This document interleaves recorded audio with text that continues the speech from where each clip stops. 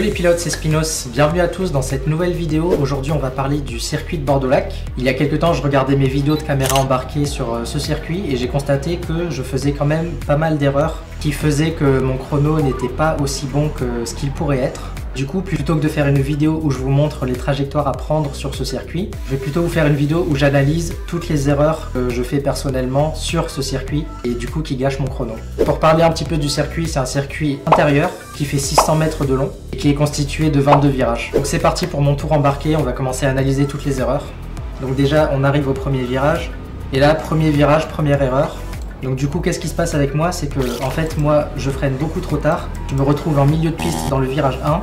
En milieu de piste dans le virage 2 aussi, et du coup mon virage 3 est assez serré et j'ai pas une bonne sortie de virage. Donc pour parler des virages 1, 2 et 3, en fait le virage 1 c'est un virage à droite à 90 degrés qui est enchaîné directement par une épingle à gauche qui elle-même est enchaînée par une épingle à droite. Ce qu'il faut comprendre, c'est que la manière dont on se positionne dans le virage 1, ça va déterminer la sortie qu'on aura au virage 3. Là dans la vidéo, on voit que je commence à attaquer le frein quand je suis déjà en train de me diriger vers le point de corde.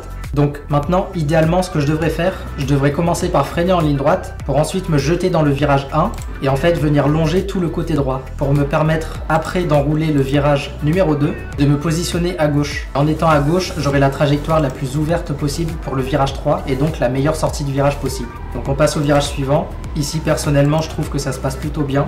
Je me suis bien placé ici, j'ai une bonne sortie de virage. On arrive ensuite sur un enchaînement qui est assez important. Et ici par exemple, le premier problème que je vois, c'est que je freine un petit peu tôt. Le fait de freiner tôt, en fait, ça fait que je m'inscris un peu tôt aussi dans le virage. Et en m'inscrivant tôt dans le virage, je me retrouve un petit peu en milieu de piste, alors que je devrais me retrouver plus à gauche pour avoir la meilleure trajectoire possible sur le virage qui suit, qui est un virage à droite. Je devrais freiner plus tard. Une fois que je me retrouve à ce niveau-là, c'est là seulement que je m'inscris dans le virage à gauche pour ensuite l'enrouler complètement, me retrouver bien à gauche plutôt que de perdre du temps à être à droite et à revenir sur le côté gauche. Là ensuite, une petite erreur que j'ai tendance à faire, c'est de passer le virage à droite juste en relâchant l'accélérateur. En fait, le problème avec le fait de juste relâcher l'accélérateur, c'est que pour avoir le moins de sous-virages possible, j'essaie d'avoir une trajectoire qui est plus circulaire. Ce qui fait que là, on a l'impression que mon point de corde, c'est cet angle-là, alors que je devrais plutôt viser celui-là. Donc en fait, ce que je devrais faire, c'est plutôt mettre un petit coup de frein et ensuite avoir une trajectoire plus en V, et donc d'avoir une meilleure accélération dans la ligne droite qui suit. Ensuite, on arrive sous le pont, et là, sous le pont, c'est à peu près le même problème qu'au virage 1, c'est qu'en fait, je freine en même temps que je m'inscris dans le virage, alors que ce que je devrais faire, c'est plutôt bien longer le côté gauche, freiner en ligne droite et ensuite me jeter à droite.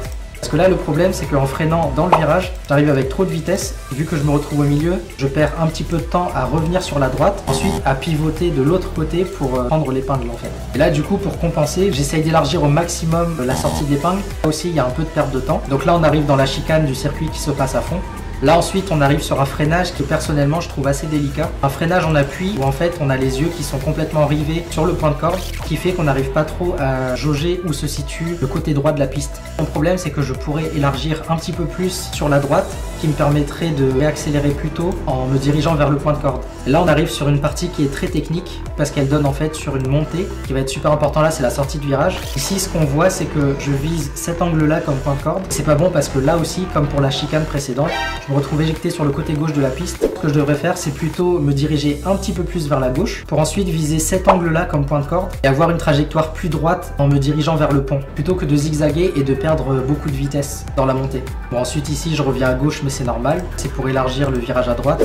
Et puis ensuite, c'est la fin du tour. Donc voilà, c'est à peu près les erreurs que moi j'ai analysées sur mon pilotage à Bordeaux-Lac. Avant de vous quitter, je vais vous laisser avec un tour sans aucune interruption. Comme ça, vous pouvez voir un petit peu ce que ça donne. Et puis moi, je vous retrouverai dans une prochaine vidéo. À bientôt!